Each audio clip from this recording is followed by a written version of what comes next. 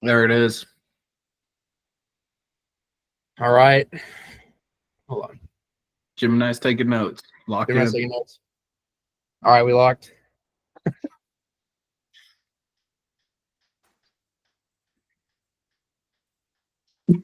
Are you good? All right. You're gonna go back to your controller. All right. It's actually horrible. I need to give you his email before we start. Is there a chat? Actually, yes. Where do I find that? It's a little boxed in the bottom right.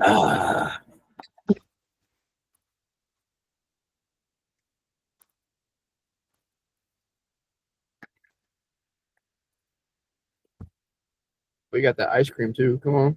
Mm-hmm. You see it? R. Kelly. Let's see. That's disgusting. Almost as disgusting as this little bit of ice cream on my beard. Get that off right now.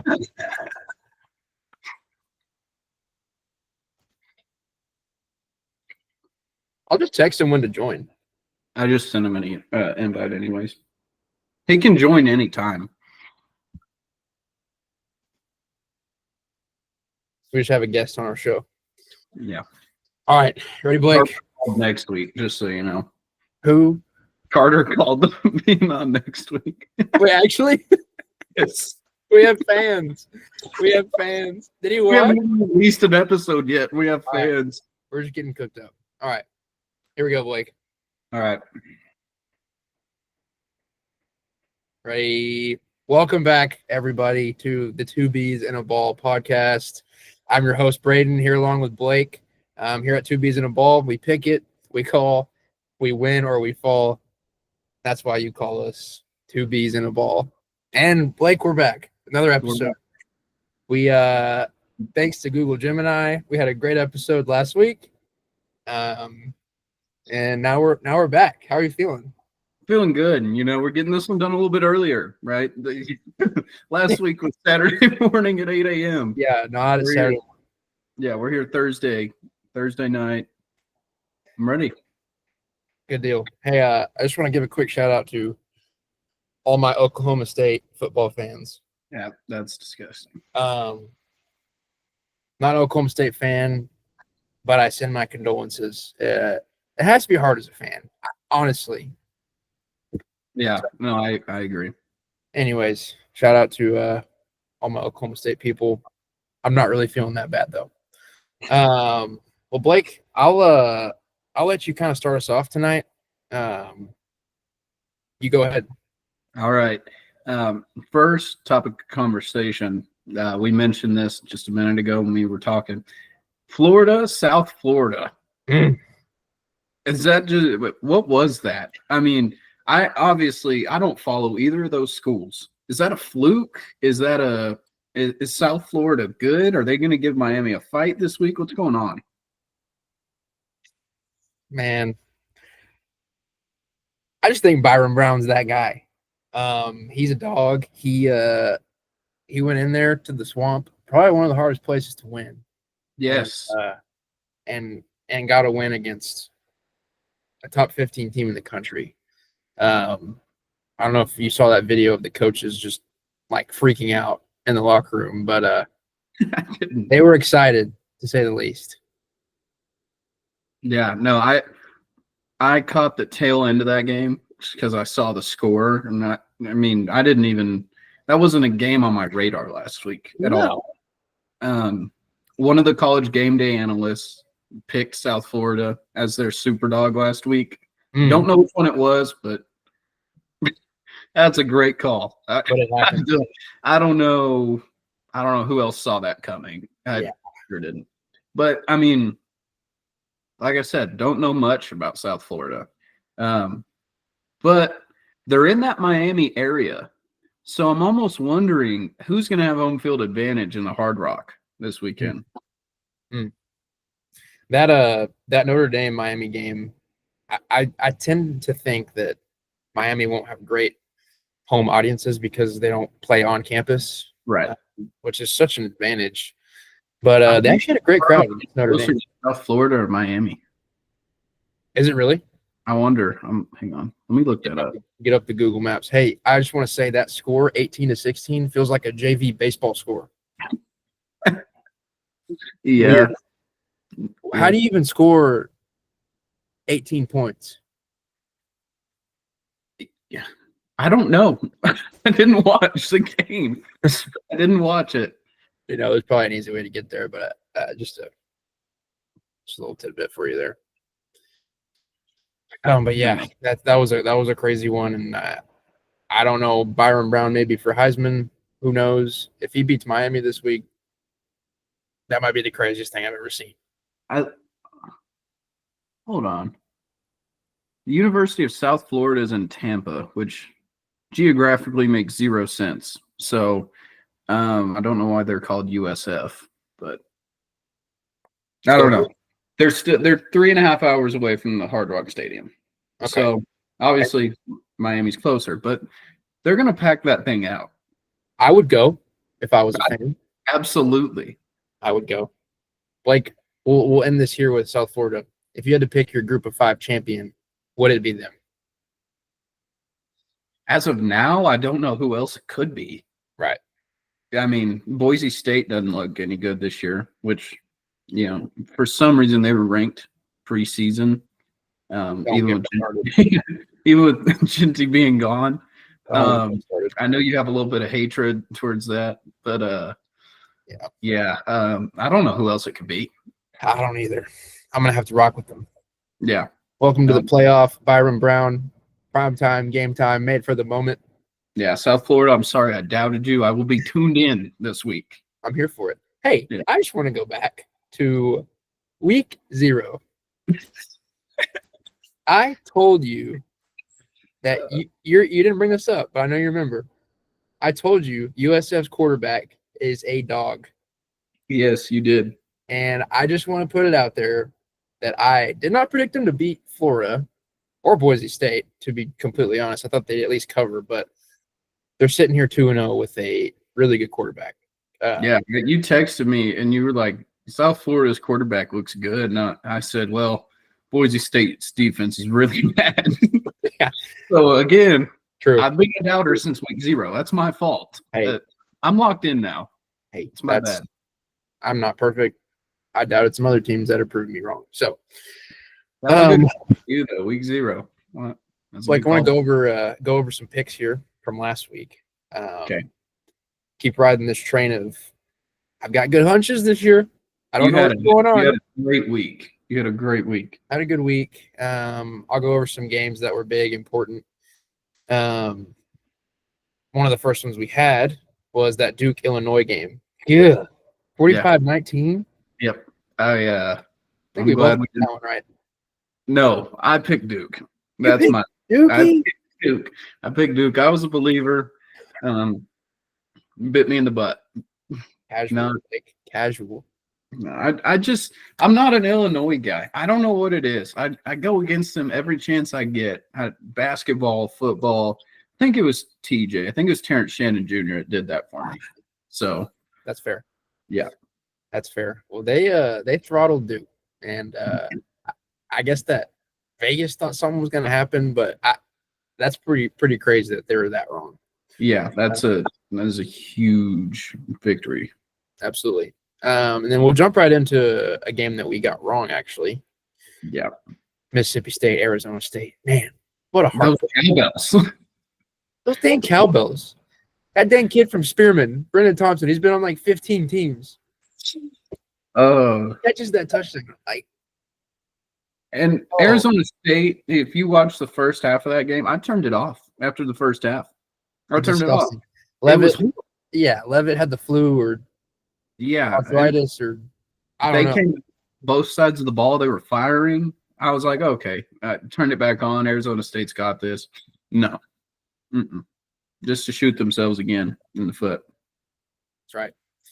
That's right. Yeah. Moving on. Michigan, Oklahoma. This was my lock of the week. I felt it was. It was. And, it proved me right, and it proved that John Mateer is a great quarterback and that he can manage a game. And he made some flashy plays, but I feel like he really just didn't screw up. And he was 21 for 34, so he had quite a bit of incompletions, but I think he managed the game well, and Oklahoma's defense was really, really, really great. So Yeah, that was one game that we agreed on and we both got right. that's right. That's right. Guys, if you want to get free picks here, we are 1-0. Listen to that guy. Don't listen to me. No. We're 1-0. We'll get to yours right here. Iowa State. Blake's lock of the week for week 1. This is one where I shined. I sniped this one, actually. I said I would take it -2.5. So, yeah, that was probably won't ever do that again. But 1-0 so far. We're both 1-0. I mean, if we did our lock of the week, if we parlayed it every week, we'd be up millions. But it's not how we work. So it's just not gonna happen. We live in Texas. We just talk about it. We don't do it. Can't happen. Awesome. Well, okay, a few more games here and we'll get going for this week. Baylor SMU. What a game. What a game. What a game. This is like I mean, if you're a college football fan, you don't care for either of those teams. You love that game. That's what college football is all about. This is what the kids nowadays call an absolute cinema. That was fantastic. And that was amazing. I thought SMU had this game easily. Well, they were up 14 points midway through the fourth. Well, I started watching their kicker. And that's what screwed it up for him. I hate that. I hate when a kicker screws up. It's not fun. Sucks for that guy, but yeah, he missed 2 wide right. And yeah. How about that stat line for Sawyer? 440 yards. Yeah, that's our fault. Goodness gracious. It's our fault. This has laid them okay. I would like to preface that there's nobody happier for him right now than Lubbock. True. So, we were dogging on Baylor. I don't know if they're going to prove us wrong. I mean, Sawyer looks really good. Our guest picker, Ryan Kelly. Welcome. I'm here. What's up, guys? Yeah, we're gonna have Ryan do some picks with us a little later on. Absolutely. He done messed up my screen. I don't know what's going on here. Here, I'll turn my mic off. My face is like so zoomed in right now. Oh, yeah, mine too. You know what? Not that bad.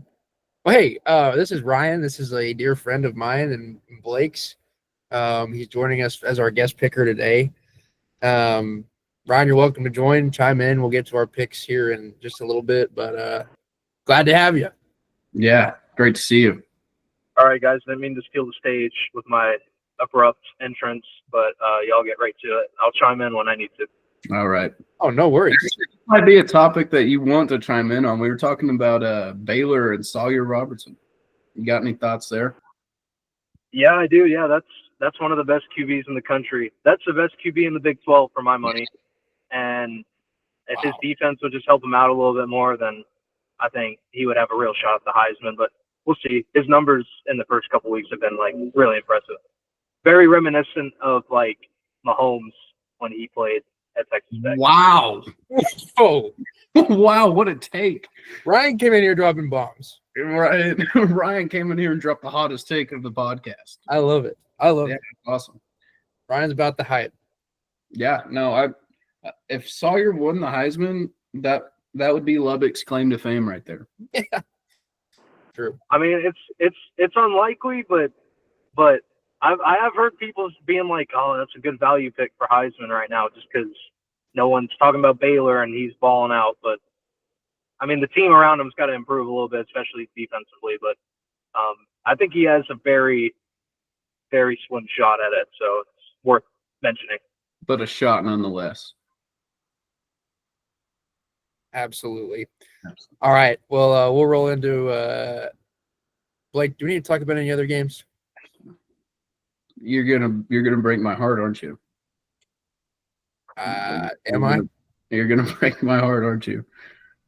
How am I gonna break your heart? You know what? You know the only game from last week that would break my heart. And it wasn't the SMU game. No, Was it our Kansas State Wildcats? not the Wildcats. That game made me happy. This I'm game drawing a happened. blank. Oh, Oh, there it is. how can I Light bulb. forget? Kansas loses to Missouri. The refs get banned. What a crap show! What a crap show! We were up. Kansas was up 21-6, and blew it. And nobody. I watched college football all day Saturday, from morning until the very last game. Hawaii, 1:00 in the morning. I was up watching it, and nobody has carried a team harder than Jalen Daniels had to carry that team on Saturday. If he had his same weapons from last year, and this Jalen Daniels was playing, that'd be a scary team. But he just, I mean, it was 3rd and long, pivotal moment in the game, 4th quarter. He throws an absolute dime to his slot receiver, and the ball's in his hands, and it just bounces right off. It was ugly. It was really ugly. Well, yeah, that was an interesting game. I didn't really watch much of it because I saw the score and didn't tune in. I mean, there was very few moments in that game where it was close. Kansas was blowing them out, and then Kansas got blown out. It was right. And for all of our viewers who didn't know what happened with the referee situation, so Missouri goes and scores, and they did you hear about this, Blake? I actually didn't. Missouri scores, I think, 3rd quarter, maybe like 10 minutes left. Unnecessary roughness on Missouri. So that's 15 yards on the kickoff. Well, the Missouri special teams coach decides to ask the referee, can we punt it? Just because. And I read a story today. It's kind of like when you ask your parents, you know something is just not going to fly, but sometimes it slips through the crack. That's what happened. They were allowed to punt the ball, and it put them in a really good position. I'm not sure why. Maybe their place kicker is not as good as their punter. But they punted like it was a safety after a touchdown. And Brett Yormark with the Big 12 decided to cancel the refs' assignment this weekend. I believe it was going to be for Arizona and Kansas State. I might be wrong. It might be Houston, Colorado. One of the Big 12 games this crew was supposed to go to. And he said, nope, you're not going to go. We're going to send someone else there. So I love to see some accountability with these refs. Yeah, I would too. You know, it's interesting you brought that up because week 1, I saw I was watching, believe it or not, I was watching Mississippi State and Southern Miss. It was a tight game. I don't know. I didn't hear about anything happening to these refs. It's not a big deal, but it's another little slip up that could have caused Southern Miss. Southern Miss punts the football, lands in the end zone. Where's the ball supposed to go? If it's a touchback, where's the ball supposed to go? 20-yard line? Right. It went to the 25 like it was a kick.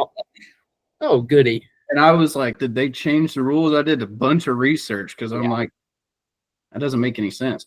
But, I mean, to your point, these refs need to be held accountable for slip-ups like that. Like, that's 5 yards. The game was tied 10-10 at this point. And 5 yards, I mean. You never know. You never know. Yeah. That's the point. I mean, if you're going to be a full-time referee, you need to have it down. You also have a crew. Like, you should ask your crew, hey, is this right? And give yourself a chance because that's why there's more than one person out there because we'd have a lot more slip-ups. So nice to see some accountability. They're not going to be perfect. Like, I umpired Little League Baseball, so I get to an extent how annoying it can be to be an umpire or a referee. So I don't want to bash these guys, but also nice to see some accountability. Absolutely. Love it. All right. Hopping into the next thing. Blake, I want to talk about the AP poll. Yeah. And I know this story is surfacing everywhere about the Haley Sawyer who voted for Florida to move up 2 spots. Not down, and move up 2 spots. from 16 to 14 after getting beat by USF. I know like every college football reporter has already talked about this, but I just want to talk a little bit about how the AP poll is a complete joke. Yes, I agree. The AP poll doesn't, I mean, it's like a starting point, I guess, but Right. It doesn't matter till the end of the season where you're ranked. College football playoff rankings is really what matters. If you're not even in those talks, you're going to get matched up in a bowl game with who cares. But Yeah, the AP poll, I agree with you. I think it's a joke. yeah, it's people that don't watch the game and they just write down what they think. Yeah, And I know it's not going to be perfect. You can't have a perfect ranking system, but you shouldn't move a team up who lost to USF 2 spots. I just don't understand anything about that. I'm not going to talk about it a lot because it's already been covered. I've already listened to it 1,000 times. So, Brian, do you have any take on the AP poll? Yeah, it was pretty bad this week. So what you are talking about, the Florida moving up after losing to USF, Yeah. there's a clip of that lady whose ballot that was talking about her rationale behind the pick, and it's very obvious that she just didn't see the score or watch the game, and I think that goes back to a systematic issue with how the poll is conducted and who gets to vote on it, and there's just too many people that have skin in the game that really don't care that much about the sport. Honestly, like, I feel like y'all two would be better off being voters in that poll than some people who vote on it. But yeah, that was pretty flagrant. It's always been like that though. It's always been pretty bad. It's just now it's very obvious, with Florida losing how they did, that they would bump up after that. It you can't explain it other than they just didn't watch the game. I mean, on the other side of that, though, as much of a joke as it is, it's still cool to see your team in there. Unless you're Alabama, Georgia, Tennessee, where you expect it every week. But in the Big 12, especially Tech, it's cool to see them in there, even though it doesn't matter. Right. No, I totally agree. It's the thing that shows up on the scoreboard when you watch. Right. It's I don't nice have to search for Texas Tech on ESPN when I'm looking for the score. I can just stay on the top 25. Pops up, man. Yeah. What a cool thing that is to have. Yeah. If your team's in top 25. Think about USF. Oh, we're on the main scoreboard. They don't have to go to their conference anymore to search for the score. It's right there. Hey, shout out to USF for having, the balls to schedule the non-conference that they did. Honestly. Playing Boise, going straight to playing Florida on the road, and now they're going to play Miami on the road this Saturday. That's good on them. They know what they're doing. They scheduled 3 preseason top 25 opponents, and they're 2-0. You love to see it. You really love to see it. Blake, do you have any other topics we need to talk about? I have something that is completely off topic from what we've been talking about. I don't know if y'all saw this. Big news, Lubbock, Texas. Texas Tech and Kansas are getting a big Monday game in Lubbock, Texas this year for basketball. I did see this. Yes. I think Tech is going to have a top 5 team all year long in basketball. I think they are going to be a 1 or a 2 seed going into March Madness and have a really good shot at a national championship. Did you say Texas Tech or Kansas? Texas Tech. Not Kansas, not this year. Okay. I don't disagree. I don't know if I agree. Who knows? Well, you can't do both. You're right. I'm taking the easy way out. That's what I'm doing because I don't know. Well, after Christian Anderson stole the ball from Luka Doncic and dunked on his teammate, I'm all in. Hey, I am too. We need to calm our britches before we get to basketball season. Hey, everyone at the 2Bs in a Ball podcast that listens, we're gonna have some epic crossovers where we have football and basketball happening at the same time. I'm sure we'll have Ryan back. I'm sure we'll have some other people on, but this is a football and basketball podcast. And like we said last time, this might be even more of a basketball podcast than anything. Yeah. Definitely more in tune to basketball for me. Follow college football a lot, but as soon as college basketball's on, college football's on the back burner. Love it. Love it. Well, personally, I don't have any more topics to get into. Ryan, you're our guest. Do you have anything that you'd like to bring up here? Yeah, about that K-State, or not K-State, that Kansas Big Monday game that we're getting.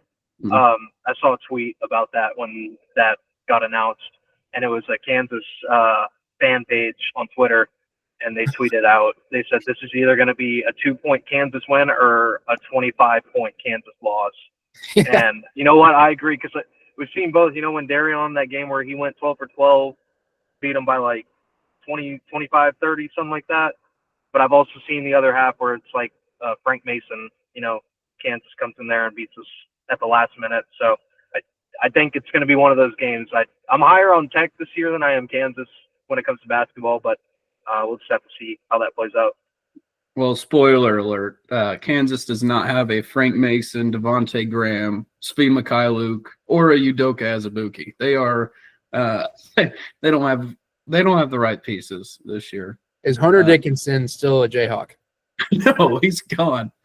And that might be their saving grace, because he was horrible. He made them worse.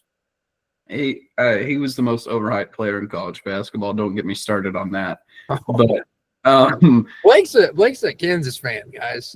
and So there is nobody that I've disliked watching play the sport for Kansas more than Hunter Dickinson, ever. Ooh. Yeah, he was.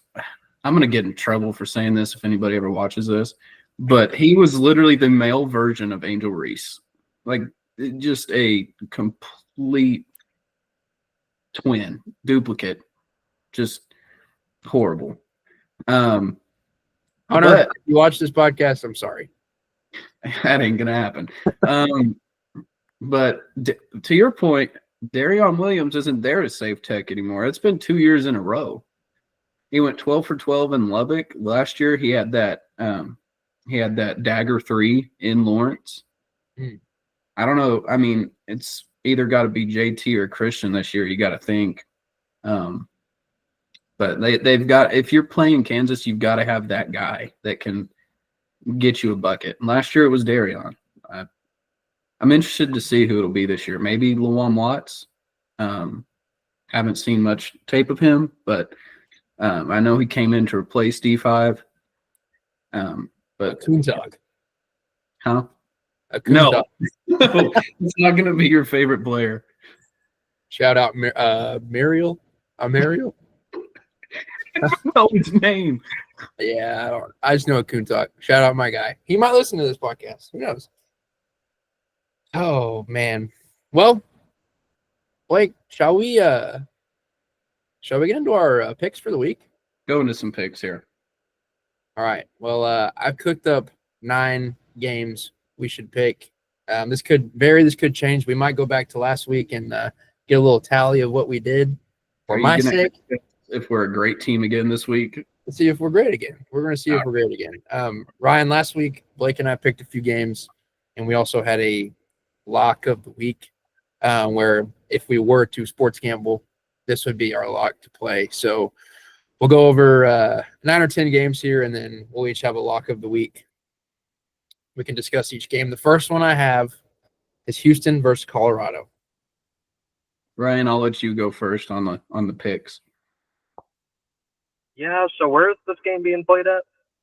This game is it's in Boulder, isn't it? I think it's at Houston because they're freaking out. It's in Houston. They're freaking out because they've never gone 3-0 in the non-con for like 15 years. Yeah, I would probably take Houston anyway. I'm not super high on either team this year, but what's kind of sketching me out about Colorado is this whole QB carousel that they're doing. Apparently, they're starting their third stringer this Saturday at Houston, and or I guess they might be playing tomorrow night. I don't know. it just seems too fishy for me. I always fade teams where there's a lot of uncertainty. So, especially since they're the home team, I'll take Houston there. Yeah, you took the words out of my mouth. Dion, he came out in a press conference yesterday, the day before, saying that they were going to start their third string. I mean, I know Dion knows what he's doing, but I don't see why. I know they've had a rocky start, but I don't know if I can get behind a third string quarterback in the first Big 12 game of the year. So that being said, I'll go Houston. Who was Colorado's starter the past 2 games? Let me look. Anybody It know? was Caden Salter. They have some Salter. freshmen on their roster too. That's pretty talented, but the third string guy, no one knew who he was until last weekend when he kind of tore it up for them. Right. Okay. He tore it up against Delaware. Yeah, Delaware. Yep. He showed his stuff. I think they won by like 21 or 28, maybe. 24. It was Caden Salter, and then Julian Lewis was the second string, and then Ryan Staub is the third string that's going to get the start in the Big 12 opener. Oh, Ryan. Guys, I'm not going to make this long. I'm going to also go with Houston. They're hungry. They're Connor Wegman. I'm also indifferent about him. I don't really know if he's good or bad, but yeah, I'm also going to go Houston in this game. Feels like a good pick. Going into our second game, we have a team that just is not having a good year. They lost to the Yes. Army Academy, them tough boys at Army. We got Kansas State versus Arizona. Ryan, go ahead. This feels like a get-right game for K-State. It's got to be. If they have any ounce of dignity left on that team, they're going to get right for this game. Now, Arizona, I will say, they look improved from last year. Last year, they were not good at all. They look to be a little bit more cohesive this year as a team, although they don't have a Tet McMillan anymore. They don't have like a world beater at wide receiver. I'm going to take K-State here. I think they'll get it done. They are playing at home, right?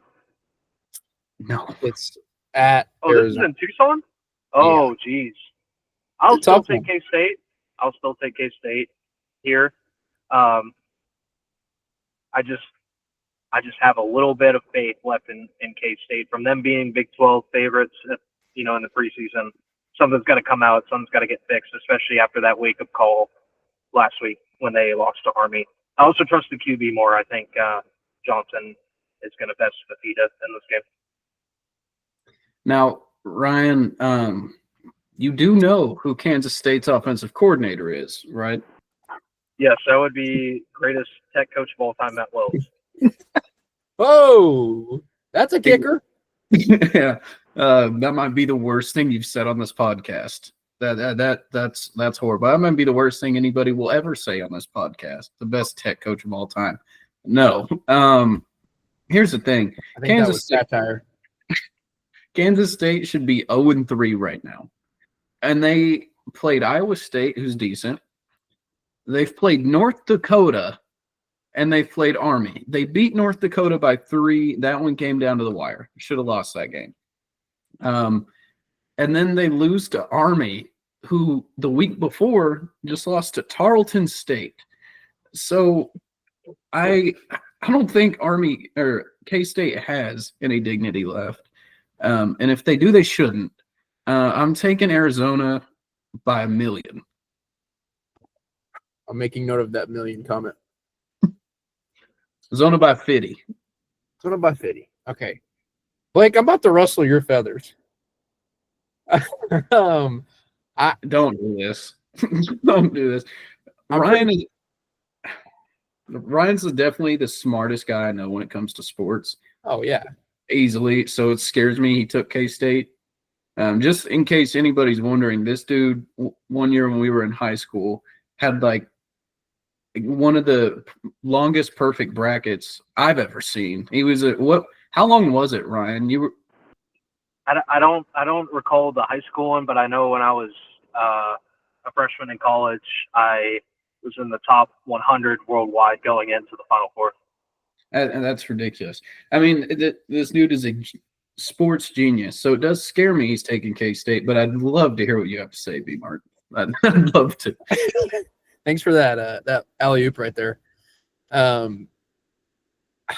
This feels like a get-right game for Kansas State, just like Ryan said.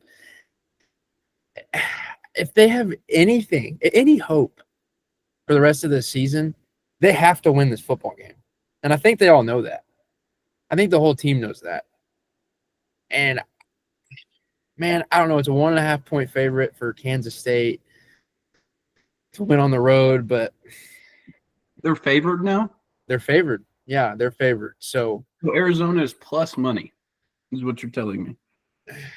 Correct. You're lying.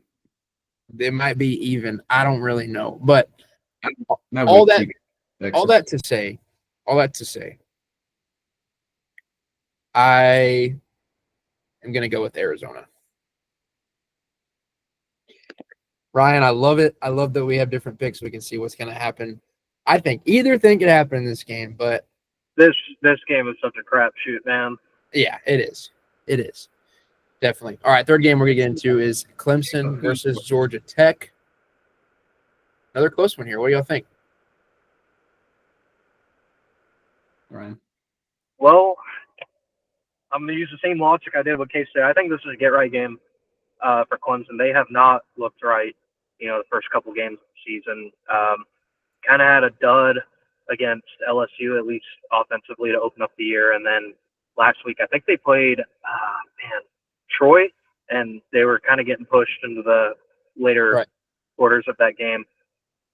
I think they're going to get it right. Now, this is a really scary game from like an upset perspective. I know a lot of people are picking this upset. Georgia Tech has Haynes King. That dude is a warrior. He will run the ball 20 times a game, take as many hits as he needs to, no problem. And he was on a rest week last week. He did not play last week's game for Georgia Tech because he got so beat up playing against Colorado in week 1. I still think that Clemson is one of the best teams in the ACC, and I still think that they are, in terms of just roster-wide talent and ability, to play at a high level. I think that they are just a step above Georgia Tech. Now, going on the road for them, that place is going to be, I don't know how crazy Georgia Tech's environment is, but it's going to be as good as it could get there, I would imagine. So I think it's going to be a close game, but I'm going to take Clemson to pull it out.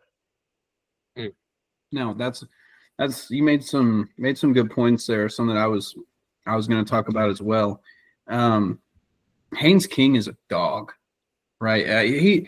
Last year I was sleeping on Georgia Tech, and then they played Georgia the last game of the season, and it goes into how many overtimes? And it went into an insane amount of overtimes.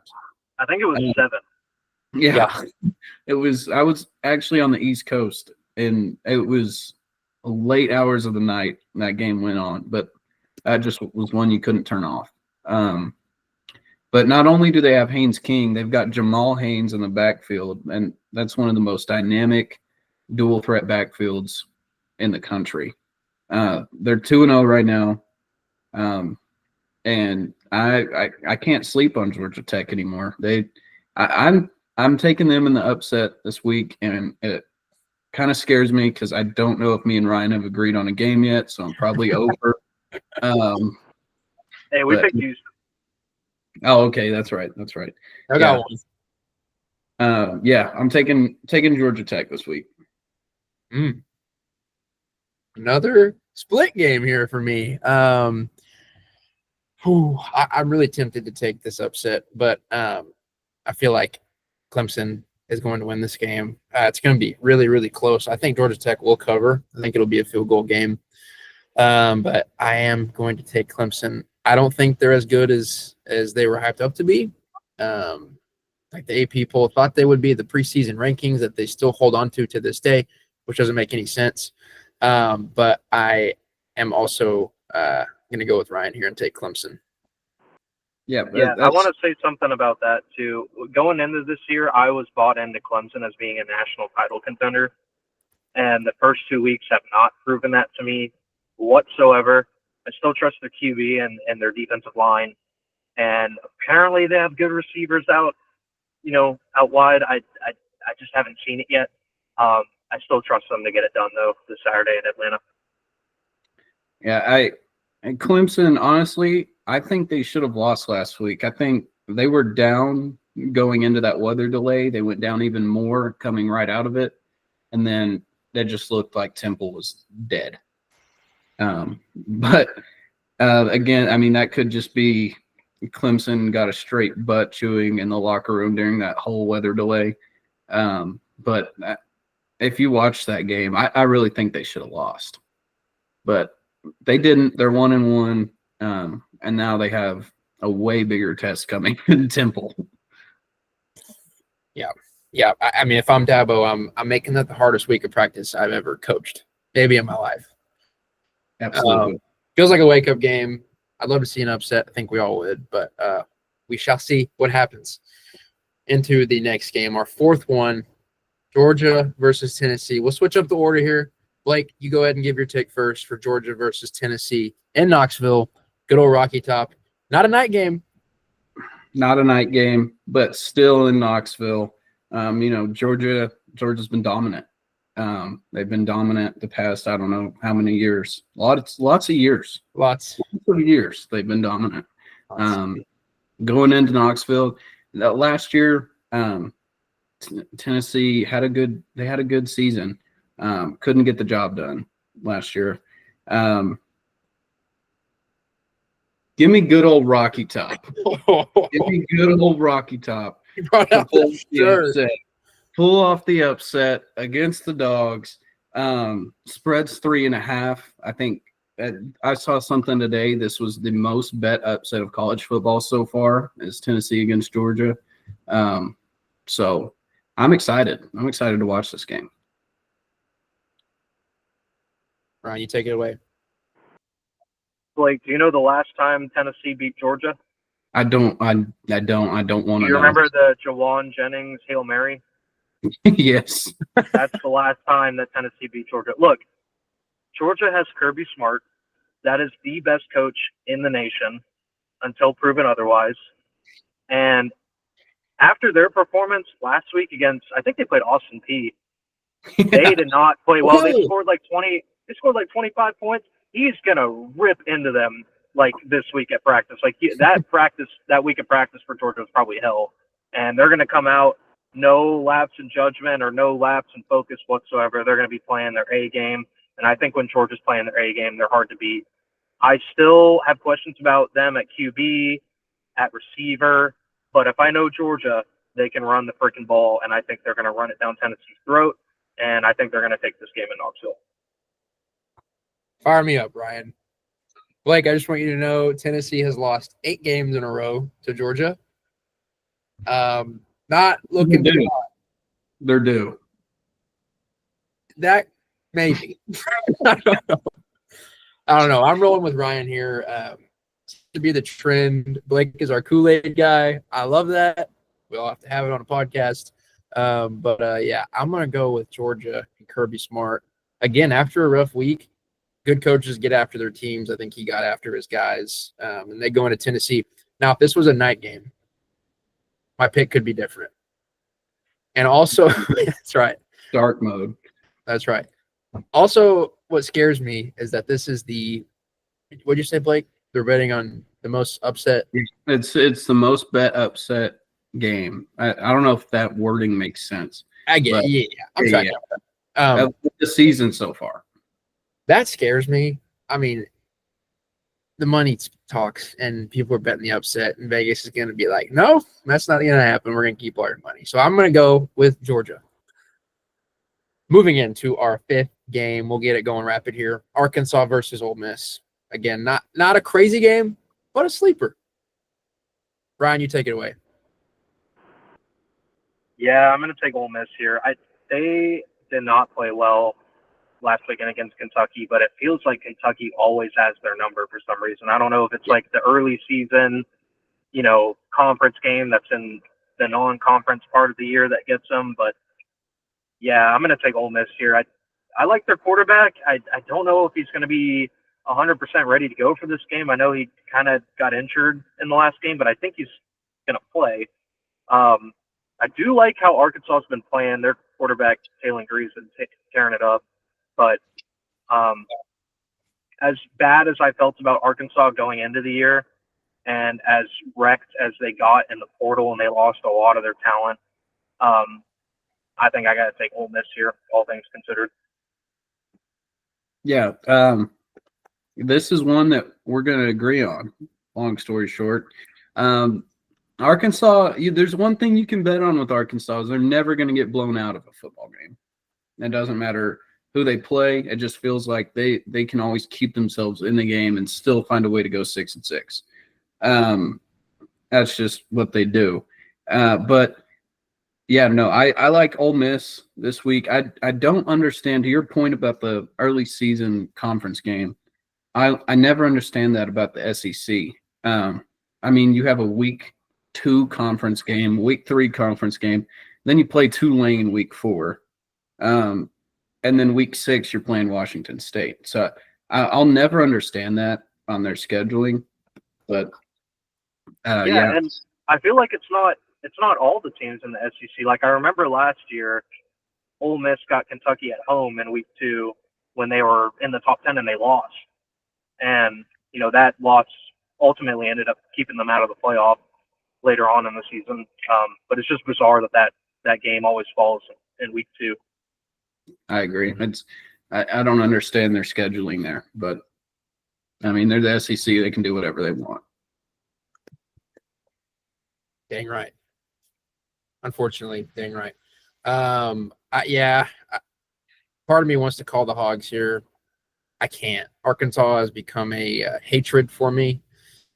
My old roommate went to Arkansas, and it seems as if Texas Tech just owns that program. Not in the bowl game last year, pish posh, but I'm going to take Ole Miss in this game at home pretty handily. I think if it were at Walmart, or at Arkansas, it would be a closer game.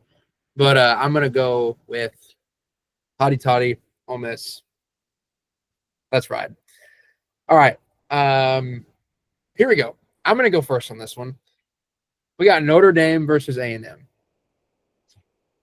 In South Bend, huge game. Oh, my gosh. A&M looks so good. Notre Dame hyped up all the time. Guys, you know what I'm going to go with? Oh, Get out of here. No, we're not going with A&M. We're going with Notre Dame. The Fighting Irish are going in there and beating up some Aggies. They're beating up the Aggies. It's not even going to be a close game. This is going to be at least 10-point win by Notre Dame. I don't care about if they don't have a quarterback, whatever, all that crap. I'm rocking with the Fighting Irish, Notre Dame. A&M does not stand a chance. They always let you down. They stink. They smell bad, and I hate everything about them. Go Irish. Ryan, go ahead. Take it away. Yeah, I have no vendetta against A&M like it seems Braden does, but I'm going to take Notre Dame as well. Look, I think they ran into a buzzsaw in week 1 against Miami. Like, I'll be the first to admit I did not expect Miami to be as good as they were, but they looked dialed at QB and at receiver. They were just carving up Notre Dame. But Notre Dame showed some fight in the second half. They came back and made that real interesting. And I think them being at home is going to do them well. I like their quarterback. I know this is only his second career start, I believe.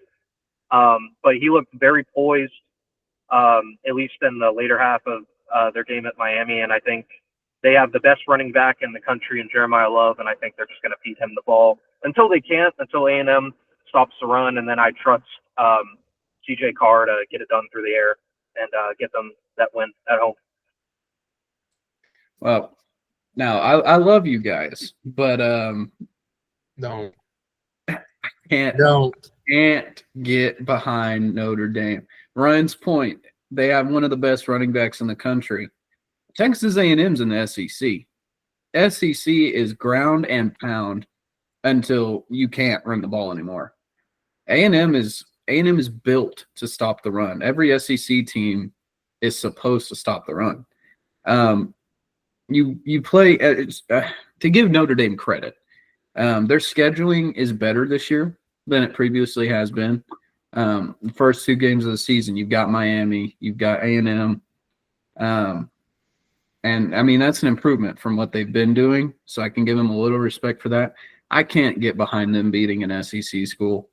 I can't do it. I'm taking A&M here, and I think they will cover Notre Dame's spread. I think they're going to win by 7 or more. I don't understand this game at all. I'll butt in here. Blake, you know that Notre Dame beat A&M on the road last year, right? Was it last year?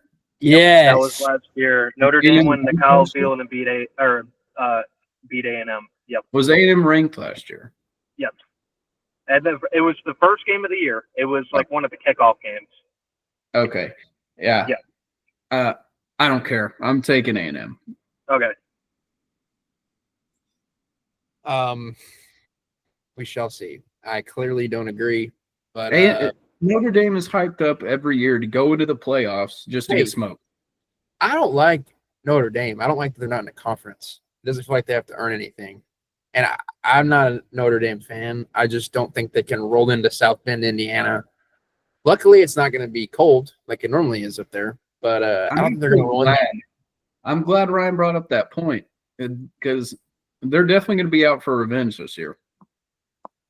Hey, we shall see. The game will talk. 6:30 p.m. on Saturday. We'll see what happens. Blake, I would bet the under on that game. That's all I'm going to say.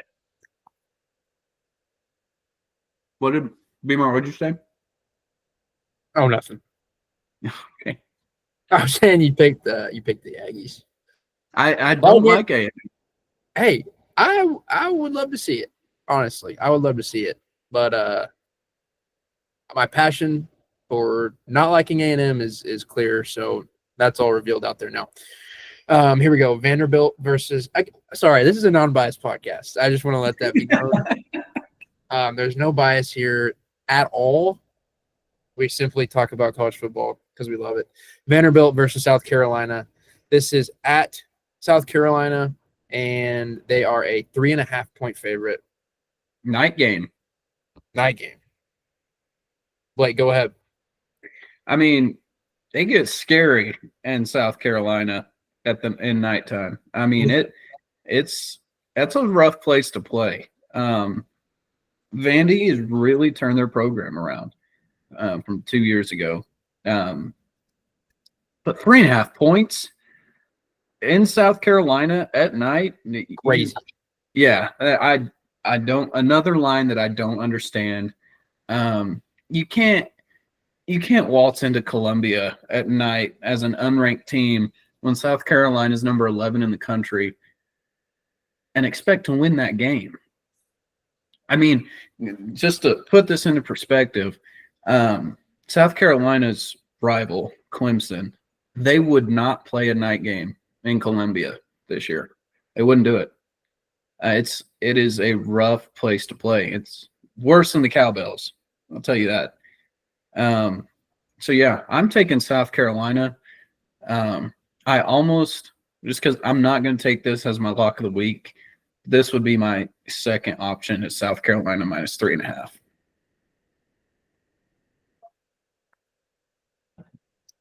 Ryan, you take it. Yeah, I mean, like what Blake said, Williams-Brice Stadium, that's a tough place to play at night. Probably going to be wearing all black. They got Lenore Sellers. That dude can run the ball like crazy. With that being said, give me Vandy. I think that they can pull this off.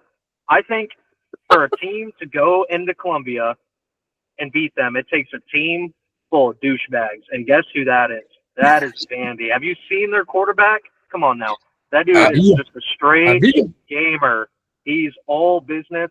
He's not fazed by anything. They walked into Lane Stadium, which is like Enter Sandman, everyone jumping around like crazy, and they just like stepped on their neck in the second half last week and got it done against Virginia Tech. Now, Virginia Tech's not nearly as good as South Carolina. I'll admit that.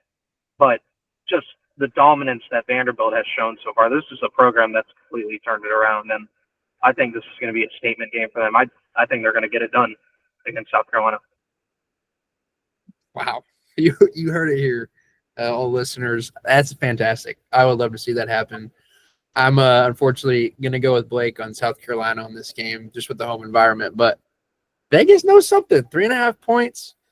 This is going to be a fun game to watch. So I thought they knew something last week when Duke was walking into Illinois, but they didn't know a thing. I thought that too, and thought it was crazy. So who knows? We'll see what happens. Fun game. Ryan picking Vanderbilt. You love to see it. Kind of a weird game here. Filler spot. We got Tulane and Duke. 1.5 point spread on this game. You know what? I'm going to go first. I need to change my answer from earlier in the podcast. I don't know if Ryan was in here yet. We were talking about USF. I want to ask the question, who is your group of 5 champion? I need to take that back, and I'm going to pick Tulane. Tulane is a team that has an experienced quarterback, was probably going to be one of the top 2 or 3 quarterbacks in the Big 12 if he didn't break the Jesus Christ of Latter-day Saints honor code and have to transfer to Tulane about a week before their first game. Mr. Jake Retzlaff. He is a really good quarterback. He's an experienced quarterback, and he's playing a group of 5 schedule. Obviously playing a team in Duke here at home, which could be a good game. But, man, I'm going to pick Tulane in this game, and I'm also going to pick Tulane to be my group of 5 champion. They will be in the playoff. What would be really sick is if they play BYU in the first round of the playoff. I don't know if that's going to happen. I don't think BYU can make it. But Tulane, you're my pick in this game. Yeah, my group of 5 champion would be South Florida. I've never seen a group of 5 team build this good of a resume this early in their schedule. It just goes to show, like, in this era with the 12-team playoff, it pays to play up in the non-con when you can, because you don't really get penalized for losing, but you sure as hell get rewarded for winning these games like they have. With that being said, I'm also going to take Tulane. Look, Duke obviously has a turnover issue. I watched them play against Illinois. And I feel like that game was a little bit closer than the box score ended up showing at the end there. But, you know, that's Darian Mensah is Duke's QB. He's going back to Tulane. That's where he played last year. So that adds a little bit of fuel to the fire there. Man, I don't think Tulane has like a crazy home field or anything. I think their stadium's pretty small, but I'm going to trust them to get it done. Jake Retzlaff, very experienced, obviously from BYU last year, and I think they're going to get it done against Duke. Yeah, we're gonna go, all 3 of us on the same pick here. I took Duke last week against Illinois. Probably the dumbest thing I've said on this podcast.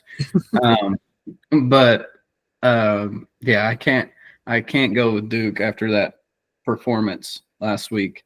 I think Tulane. Tulane's always good. They've been really good the past couple of years.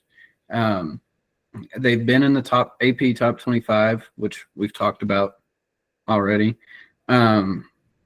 But as far as B-Mart saying that they're going to be the group of 5 champion, even if South Florida can keep it close this weekend against Miami, I don't think you can pick anybody else. They picked 3 preseason top 25 opponents to play the first 3 weeks. They beat Boise State. They go to Florida, beat Florida. If they go into Miami and keep it close, I don't know, especially if they win, you can't pick anybody else to be in the college football playoffs. No, I told B-Mart before this started, I have not watched South Florida at all. I don't know anything about them. But I will be tuning in this weekend for the Miami game. And like I said, they keep it close. I think they're already in. Wow. What happens if Tulane goes undefeated? Hang on. Ryan, what can you give us some insight on the playoff picture with the Group of 5 team? I'm not gonna act like I know how the schedule or how the format breaks down this year. I know it changed. Like they're doing straight seeding this year, not automatic buys to the conference champs. So it won't be like Boise last year where they'll get a bye. Like Group of 5 team will be playing in the first round, more than likely, and pretty much guaranteed only one of them is going to get in. And I mean, I don't know with their resume, I just don't see it being anyone other than South Florida. I mean, their conference, like they're in the American. I believe UTSA is in that conference. Yep. Tulane's in that conference. They're all 3 in the conference. Tulane's in that conference. So Memphis, Navy. I don't have the schedule in front of me, but I would imagine that South Florida and Tulane are going to play each other at some point. If they do, they do not. They don't. Okay, so then that makes it easier for me. I still think it's going to be South Florida. Just that especially with how I'm picking. I think Duke is a solid team. I don't think they're very disciplined. I think they're going to struggle against Tulane because I do think Tulane is a really good team. I just think South Florida is a step above. I really like South Florida's quarterback a lot, and that's kind of where I stand on the Group of 5 right now. And jumping a week ahead here, you can make this a pick next week. Tulane's not beating Ole Miss in Mississippi. That's just not even. Says who? I think Tulane played Ole Miss last year at home, or it might have been the year before. It was when Jackson Dart was still at Ole Miss, and I hammered Tulane in that game. I was like, they're going to pull this off, and they didn't get it done. And then Tulane had a chance against K-State last year at home, and they didn't get it done. And I don't know. These high-profile teams that go into Tulane, I feel like they just always, walk out with a W. I don't picture Duke in the same limelight as those 2 teams that I mentioned, which is why I'm picking Tulane for this weekend. Love it. A little tangent there, but a cool topic for this episode is who's our Group of 5? Our Group of 5 guy who we don't know, but we got a few contenders. We'll hang on to that little tidbit. Blake, I love that point you made. USF could have already secured their spot. I mean, if they win the rest, if they lose this weekend, potentially lose one more, and then either win the American or put up a good fight, I think there's no way you can't put them in. So hang on to that, people. Blake might have made just a fantastic take right there. We're going a little long here, so let's make these pretty snippy. We're going to go LSU versus Florida. Yeah, I'm going to take LSU here. Florida has not impressed me. I mean, last week was just a straight-up disaster, and I don't think Florida's going to quit. I mean, they didn't quit last year, but they also had a new quarterback come in with Lagway. He came in out of necessity because the other guy got hurt, but that kind of put a spark on the team, and they finished out the season strong. I just don't think it's in the cards for them this year. And look, I don't think LSU's like some bona fide title contender like some people think. But going into Death Valley with that Florida team, with how they performed last weekend, and asking them to come out with a win, that's just a tall task for anybody, man. That would be a tall task for even like Ohio State to go in there and pull off a win. So I'm going to take LSU here. Yeah, piggybacking off of that, they've got one of the best home environments in the country. It's not a secret. And Florida's horrible. Give South Florida credit, but you can't lose a game like that at home when you're in the top 15. You can't do it. I don't understand why the spread's only 7.5. It feels like a solidified win for LSU. I think a double-digit win. So I think they're going to cover, but yeah, LSU all day. Yeah, I'm with y'all. What school is the real Death Valley? LSU or Clemson? That was decided in week 1. Absolutely. Those two Thank you, teams man. played each other, and I thought it was LSU. Now I was informed that apparently Clemson had that nickname prior to LSU, so that's their claim to it. But I think that can be taken over time if the team proves it, and that's the last place I would want to play if I was a coach coaching a team going into Death Valley. That would be my worst nightmare, especially at night. So yeah, I would say LSU's the real Death Valley. 100%. That was my segue. Little alley-oop there from Ryan. LSU, I think, easily wins this game.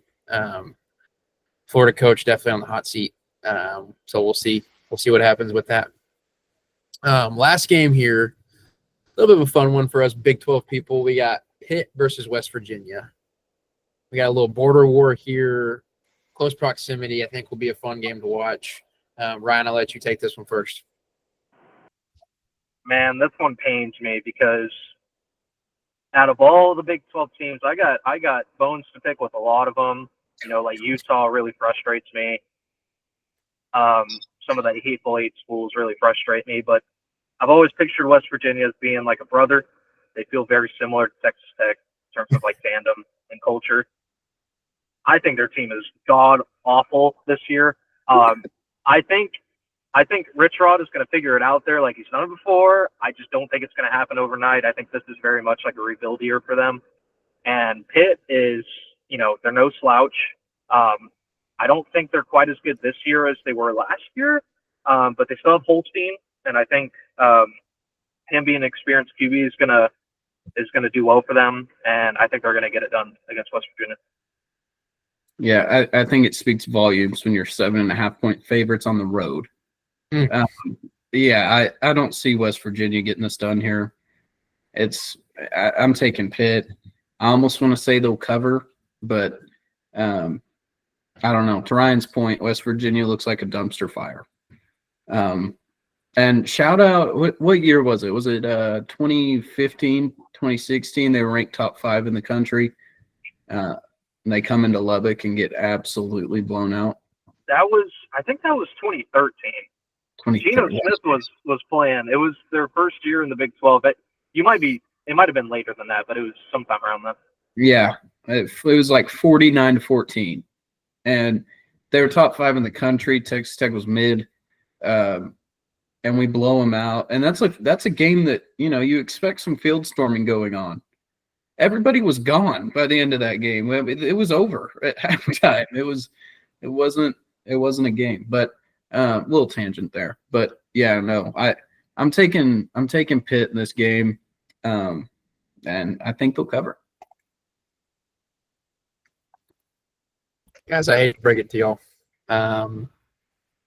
I really want to pick West Virginia here. Like Brian said, they do feel just like a friend, a colleague, if you will. I'm not sad about Bob Huggins not being at West Virginia anymore. He made me not like that team, but Javon Carter. Yeah, that dude's like 50. I'm gonna have to pick Pitt. Guys, I didn't have any fun upsets this week. Blake and Ryan came out with some heaters. Maybe that was because I went last each time, but guys, I'm gonna have to go with Pitt. I don't feel like this is gonna be much of a game, unfortunately, for the Mountaineers. But yeah, those are our I've got an upset for you. Give me the Bulls. Give me the Bulls. Give me the Bulls. Okay. I'm changing. Give me the Bulls. Did we pick that game? I don't think we did. No, we didn't. You know what? We can throw it in there. We'll give you an L for your count. Okay, you heard it here. Blake thinks that the Bulls South Florida over Miami. Okay, there it is. There it is. Okay, last thing we'll do here. We're going to get our locks of the week. This is where we pick a game that we feel like is a lock, is going to happen. And last week, Blake picked Iowa State to cover a 2.5-point spread against Iowa. They did that. They beat them by 3 points. That game honestly felt like Iowa State was in control most of the time, even though it was a close fight. Still felt like Iowa State had that handled. So Blake is 1-0. I picked Oklahoma to win outright against Michigan, and they did. So we're both 1-0. Ryan will be joining us for this lock of the week. Ryan, guys, lots of pressure here. We're perfect. we were perfect. We were 1-0. I'll let y'all decide who wants to go first for your lock of the week. Ryan, this can be a point spread. This can be a money line. This can be an alternate spread line. Whatever you think is going to be your lock for the week. I know we kind of put you on the spot here. Yeah, but, if you need some time to look at some lines, let us know. We can go first. Yeah. Okay. All right. Well, I was really excited when we did this on a Thursday. Extremely excited. Because I was gonna take Arizona -1.5 against Kansas State. Ryan comes in here, drops a bomb on me, and says Kansas State's gonna win that game outright. And I don't know if I trust it as much anymore. I'm still going to take that as my lock of the week, even though it scares me because, like I said earlier, Ryan is a sports genius. But that's going to be my lock of the week. And now Arizona, like B-Mart said, Arizona is an underdog. So line shifted. Arizona outright is -105. It feels like a steal, in my opinion. So Arizona -105, my lock of the week.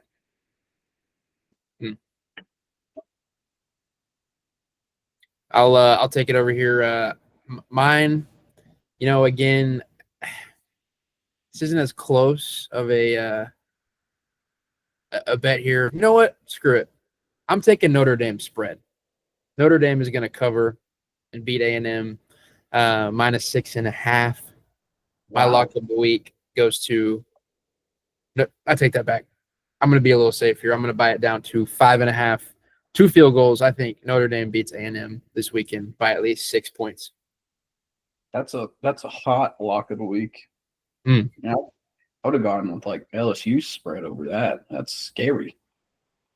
I like it though. I like it. It's just not scary. I like it. It's a little scary. But I like it. All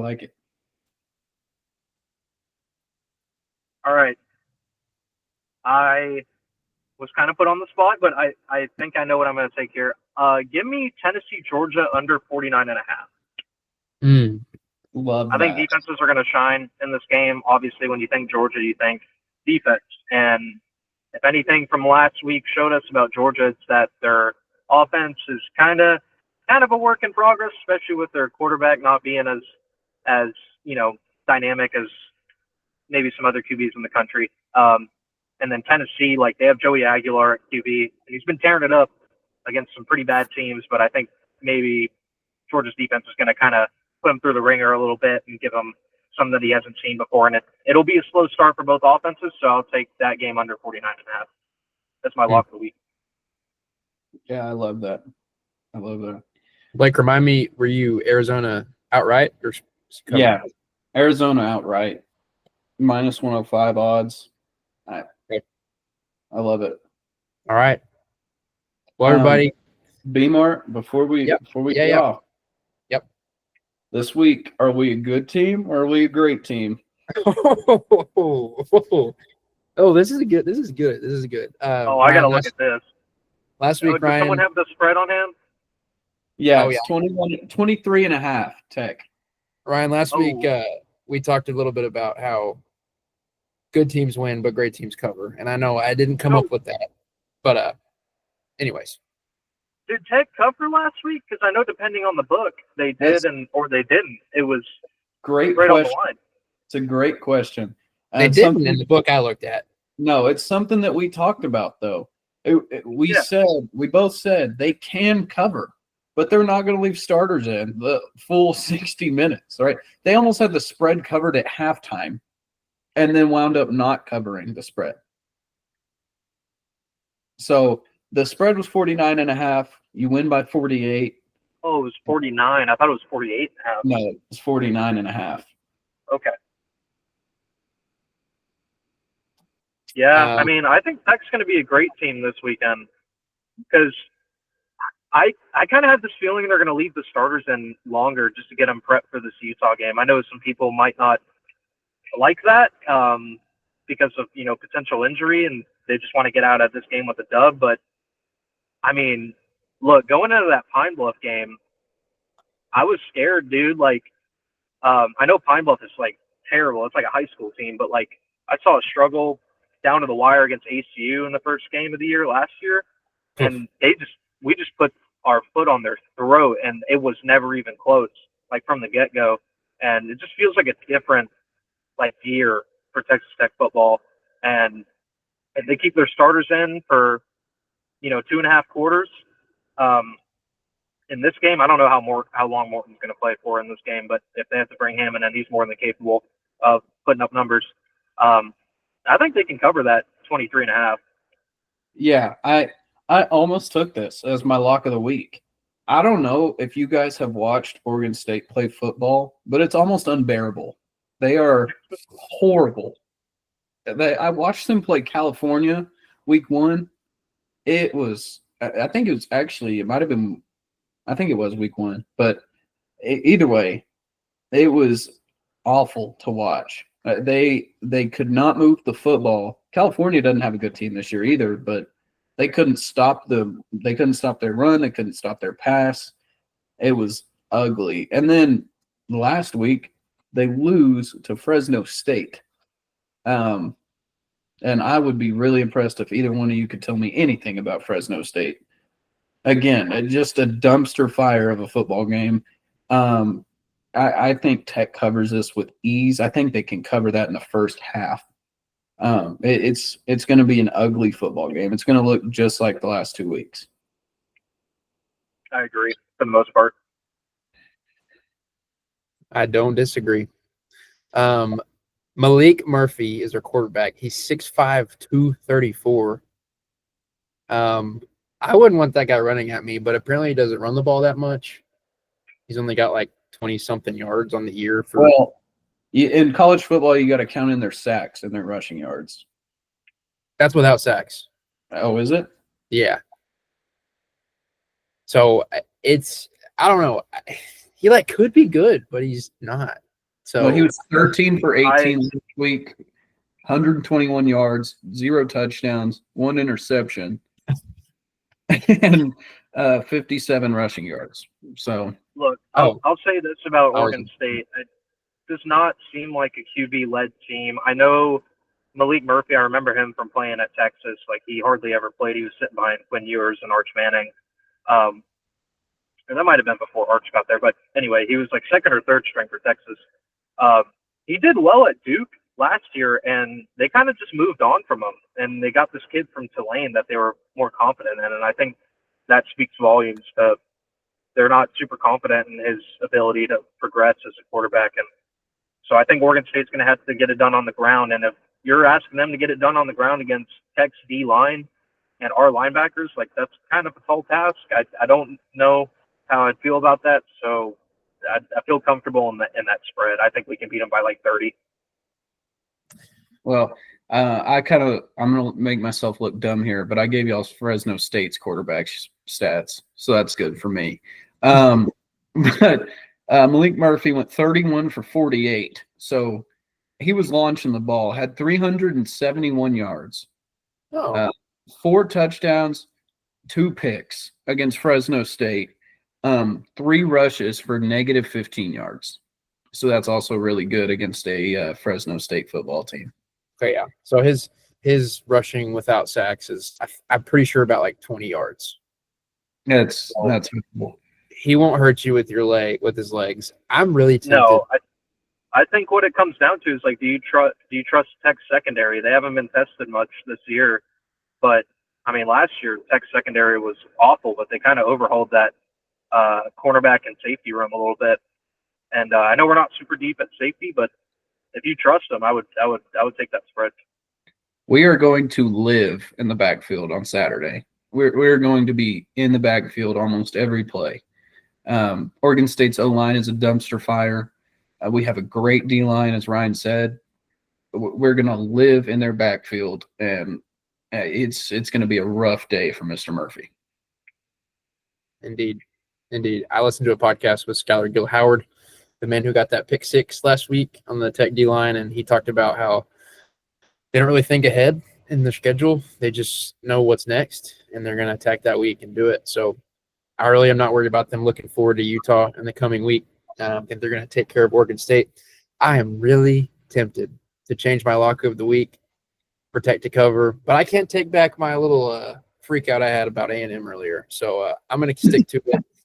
And I think a consensus group lock of the week. We can do Yes. that. We can do that. Tech minus 23.5. feels good. Free. Feels free. I'll jump in on that. Why not? Yeah, Feels good. Feels good. Well, everybody, Ryan and Blake, if you don't have anything else to say, this has been the second edition, and I think maybe a 2-hour episode. Who knows? Whoops. But hopefully Google Gemini didn't just take notes and we got no video like last time. But everybody, thank you for watching. If anybody watches this, thank you very much. If you made it to this point, props to you. I am completely shocked. But guys, we'll give you an update for Ryan's picks. Blake and I's, of course, but our guest picker will be fun to watch each and every week to see who was the best guest picker at the end of the year. We try to pick these close 10 games each week. So anyways, that's all we have. Thank you for watching, and we'll see you next week.